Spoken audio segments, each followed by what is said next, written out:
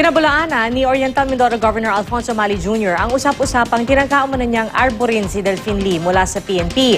Hiling naman ng oposisyon sa Kamara, paharapin si Umali sa isang question hour para magpaliwanag kung ano ba talaga ang nangyari. Balita hatid ni Sherian Torres.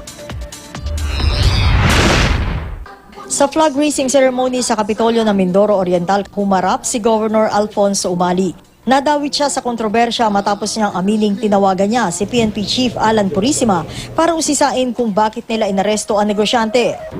Nagtataka ako, paglabas ni VP sa TV, sinabi niya agad na, pero influential person na nangyayam na gustong arborin yung kaso. Ibig sabihin, gustong arborin, palayain. Pero gate ni Umali, hindi raw niya tinangkang arborin si Lee sa PNP. Tumawag sa akin si Gilbert Repiso. Sabi sa akin ni Atty. Gilbert, Boss, may problema na huli yung seno. At nandito kami sa Task Force Tugis. Sabi niya, tingnan mo naman, baka may tutulong ka. So ako naman, ang ginawa ko, tinawagan ko si Chief PNP. Sabi ko, Boss, ano ba itong nangyari ito? Bakit daw inulit? Meron naman daw silang quasi order from the Court of Appeals. Bakit ganyan?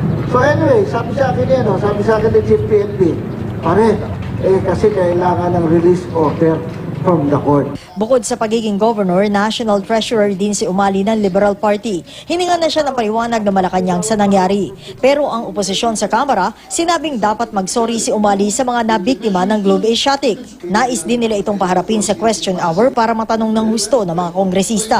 The speaker on him just voto proprio by himself can cause that. The majority floor leader can influence that. So therefore, the position of the minority bloc here is very, very clear. Ang kapatid ng gobernador na si Mindoro Oriental Congressman Reynaldo Umali, inaming may mga negosyo talaga sili sa kanilang probinsya. Di raw niya alam kung may sosyo rito si Governor Umali. I'm almost certain that he will cooperate fully with any investigation that will be